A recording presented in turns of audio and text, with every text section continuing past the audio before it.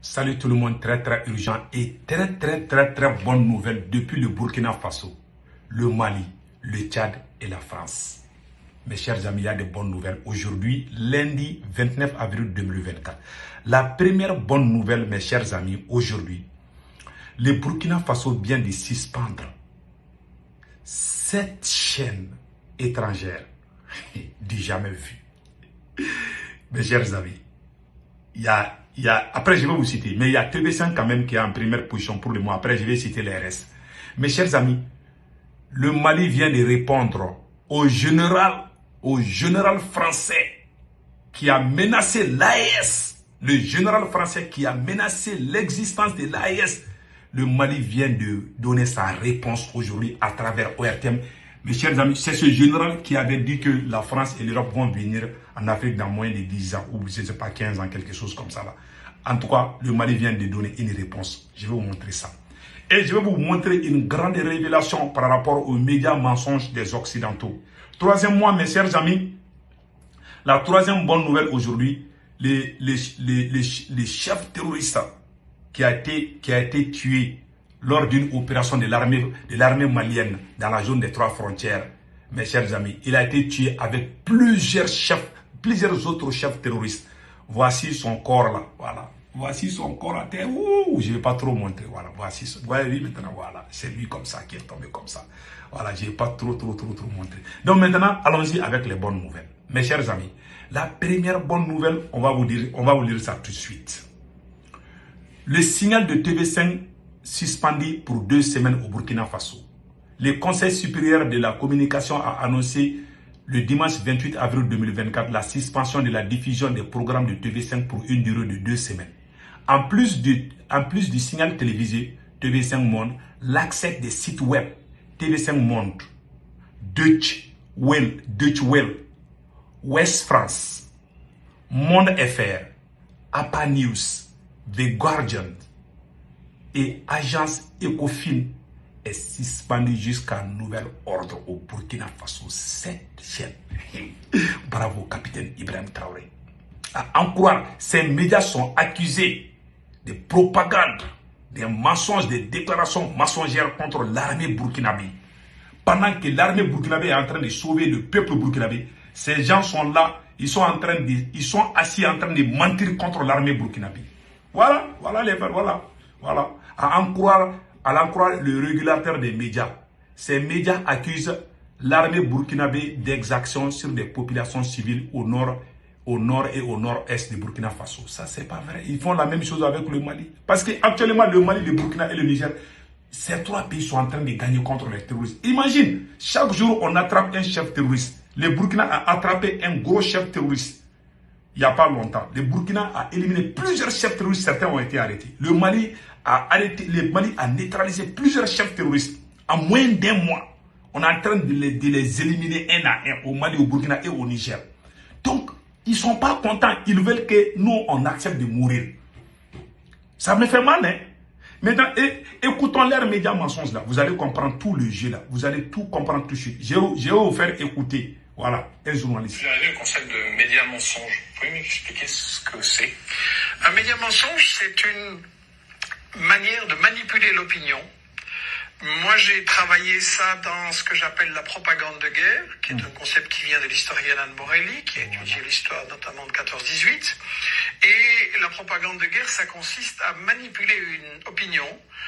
Si on est aux États-Unis ou la France et qu'on décide de faire une guerre contre un pays, on va évidemment pas dire on veut voler son pétrole, son gaz, ses richesses, on veut contrôler la zone stratégique, ça on peut pas dire. Et donc on va dire que on vient pour la démocratie, pour protéger les minorités, pour émanciper les femmes, contre le terrorisme. Ça c'est le prétexte parfait, parce que s'il n'y a pas les terroristes quelque part, on en amène quelques-uns et le prétexte est tout trouvé. Et donc vous avez vu, mais vous avez entendu ça. Donc ils ont fait la même chose. Quel pays ils sont allés sécuriser? Depuis que le monde a été monde, ils ont sécurisé quel pays?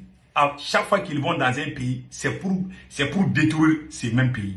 Ils n'ont jamais sauvé une nation, jamais de la vie. C'est eux-mêmes les vrais problèmes. Maintenant, écoutons la deuxième phase de ce monsieur. Voilà. Écoutons maintenant les restes. Voilà. Il faut bien écouter. Comme le disaient Herman et Chomsky dans ce livre Fabriquer un consentement que nous avons réédité là et qui est à mon avis le livre qui explique le mieux les problèmes des médias en Occident, il disait, voilà, les médias ne sont pas là pour informer le public, mais pour lui faire accepter les décisions, les choix, les stratégies des gouvernements. D'accord. Est-ce que vous pouvez nous donner d'ailleurs un exemple? Est-ce que Donc vous avez vu, il a tout dit, le monsieur a tout dit. C'est pas pour nous informer. C'est comme ça ils ont détruit. Ils sont allés tuer Kadhafi, ils ont menti, ils sont allés tuer Kadhafi. Ils ont pandi Saddam Hussein. Oh, Saddam Hussein a la bombe atomique. Ouh, il va avoir la bombe atomique dans un mois, dans une semaine. Ouh, il a des produits chimiques, blablabla. Bla, bla. Après, ils sortent pour dire que c'est faux. Ils vont détruire ton pays. Après, eux-mêmes, ils vont s'asseoir pour dire qu'ils ont menti. Ah, ces gens-là sont forts. Ils vont détruire ton pays. Ils vont pousser tes parents contre ton propre pays. Après, leur mission là, une fois que c'est accompli, ils vont sortir eux-mêmes tout dévoiler qu'ils ont menti. C'est eux-mêmes, ils n'ont pas honte, je te dis. Ils n'ont pas honte de dire qu'ils ont menti pour détruire. Maintenant, ils tournent même des films sur ça. Ils s'amusent avec la vie des gens. C'est très grave. Ça, c'est grave. Donc, voilà les choses qui se passent. Voilà des choses qu'ils font contre nous. Ils utilisent leurs médias. Même pour les coups d'État, là, ils sont très forts en communication. Hein. C'est pour cela, quand nous, on a commencé à parler sur les réseaux sociaux, ça les a dérangés. Macron n'arrive pas à digérer le fait que nous sommes sur les réseaux sociaux. On est en train de tous leurs mensonges là, on est en train de tout empêcher. Macron n'est pas content de nous. Hein. Macron n'est pas du tout content de nous. Macron est en colère rouge. Voilà. Donc maintenant, nous allons partir... Attendez, je vais vous montrer la déclaration de Macron.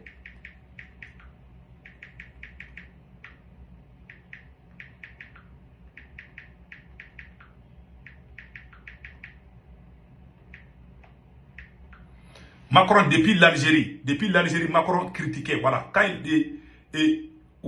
il critiquait nous qui sommes sur les réseaux sociaux là. Macron était en colère rouge quand il est parti en Algérie pour une visite. Il dit que nous sommes des islamistes, il nous a qualifiés de terroristes, il a tellement menti que lui-même il n'arrive même pas à s'en sortir. Donc maintenant, partons au Mali. Mes chers amis, le Mali vient de répondre. Le Mali vient de répondre au général français. Voici ce fameux général-là, qui a dit que la France et l'Europe, voilà. Tellement ils sont en colère, tellement le Mali, le Burkina et le Niger sont en train d'éliminer comment on appelle, leurs bébés là, leurs bébés chouchous là, les terroristes là. Voilà, le général est en colère. Ce général-là, François Lecointre, il dit que la France et l'Europe vont venir attaquer l'AES. Maintenant, écoutons la réponse du Mali. Après la réponse du capitaine Ibrahim Traoré, c'est le tour du Mali à travers colonel Mariam Sagara. Et mes chers amis, ça m'a donné des larmes aux yeux. Je vais vous laisser écouter comment le Mali a tellement bien répondu. Écoutons. Regardons. AES, l'Alliance des États du Sahel montre la trajectoire d'un nouvel ordre mondial. Elle brise la chaîne de l'impérialisme, du colonialisme et le paternalisme infructueux. Cette prise de conscience et de responsabilité donne du fil à retordre. C'est la raison pour laquelle les partenaires d'hier, ennemis d'aujourd'hui, s'agitent et saignent comme un lion en chasse. L'AES assure, finit donc l'infantilisation de nos dirigeants. Après 4 siècles de domination, 4 siècles de règne sans partage, 4 siècles d'exploitation économique et humaine, quoi de plus normal que de sceller une alliance qui prend des proportions insoupçonnées? Pourquoi toujours imposer sa volonté sur des peuples plus cultivés? Pourquoi tant de contraintes dans la vie des peuples qui ne vous ont rien demandé? Nos tirailleurs vous ont donné la liberté pendant les 2 guerres mondiales, pendant votre annexion du Vietnam à la guerre algérienne. Ces braves hommes africains ont été votre bouclier contre les canons. Soyez reconnaissants un tant soit peu, même si cette dette reste impayée. Cette dette, nous en voulons en liberté absolue. Les nôtres vous ont donné votre liberté sur un plateau d'argent en versant leur sang. Quand leurs descendants vous demandent en retour leur liberté, ces combines se multiplient pour leur en empêcher. Vous voyez, elle a bien dit ça. Ce sont nos grands-parents qui sont allés sauver la France pendant la 2e guerre mondiale contre l'Allemagne. Vous voyez comment ils sont en train de nous remercier. Ils nous envoient des terroristes. Ils veulent même pas. Même quand on tue les terroristes, ils se plaignent. Quelle ingratitude de la part de la France. Les tirailleurs sénégalais sont allés en France. Ces gens-là sont des ingrats. Ça est dans leur sang même. Voilà. Écoutez, pas tous les Français, les dirigeants français. Voilà. Trop c'est trop. Le peuple du Sahel dit niet à l'esclavage masqué, à l'aide alimentaire, humanitaire et au développement. Ces actions qui n'arrivent jamais à nous sortir du gouffre, à cela s'ajoute le terrorisme importé qui fait voir la présence de toutes sortes de bases de défense étrangères, nous obligeant à chanter cette musique funeste qui annonce à tout bout de champ une lutte contre ce terrorisme qui n'aboutit jamais. Nous demandons et prions l'Occident de laisser le Sahel faire tracer un monde unitaire et plus juste. Nous avons suffisamment appris dans votre culture et vous avez suffisamment puisé et épuisé notre Afrique dite francophone. Laissez-nous vivre notre vie à la nôtre. Laissez nos forces de défense et de sécurité s'occuper du Sahel. Laissez nos financiers s'occuper de notre économie sahélo-saharienne. Laissez nos médecins s'occuper de la santé des citoyens. Cela ne brise pas le partenariat gagnant-gagnant, mais vouloir s'accaparer de tout, vouloir nous garder sous vos ailes n'est plus acceptable. Des générations après tant d'années d'indépendance ont tout compris et sont comme un rempart contre ces pratiques paternalistes. L'AES, véritable forteresse qui défend le Sahel des soubresauts des impérialistes. Ah, Dieu merci, Dieu merci, Dieu merci, Dieu merci. Bravo au colonel Mariam Sagara. Voilà. Vraiment, il a bien parlé ici. Nous disons bravo aux autorités maliennes, aux autorités burkinabées et aux autorités nigériennes. Voilà. Voilà les bonnes nouvelles. On les a remis à leur place. J'aimerais que tout le monde partage cette vidéo-là. C'est un message fort lancé aux Français. Surtout aux dirigeants français. Pas le peuple français. J'adore les peuples français. Ce sont les dirigeants français qui sont les vrais problèmes. Donc vraiment, que Dieu bénisse l'AES. Il y a un très sérieux problème aussi entre la France et le Tchad. Il paraît que le président Idriss Kaka Déby a déjà commencé la collaboration avec la Russie. Que Macron est en colère rouge. Au même moment, le Mali et le Burkina sont en train d'éliminer les bébés gâtés là. Les chefs terroristes là, on est en train de les écraser comme des mouches. Bravo aux armées de l'AES. Mes chers amis, n'oubliez pas de vous abonner sur ma chaîne YouTube qui s'appelle Sekou Tounkara, les politologues. Sur le profil, quand vous écrivez Sekou Tounkara, les politologues, sur les profils, je porte un képi blanc et un t-shirt blanc. Pour vous abonner à votre droite, il y a une écriture noire où c'est écrit s'abonner ou subscribe. Vous cliquez ça, vous êtes déjà abonné. Passez excellent week-end. Ciao, ciao.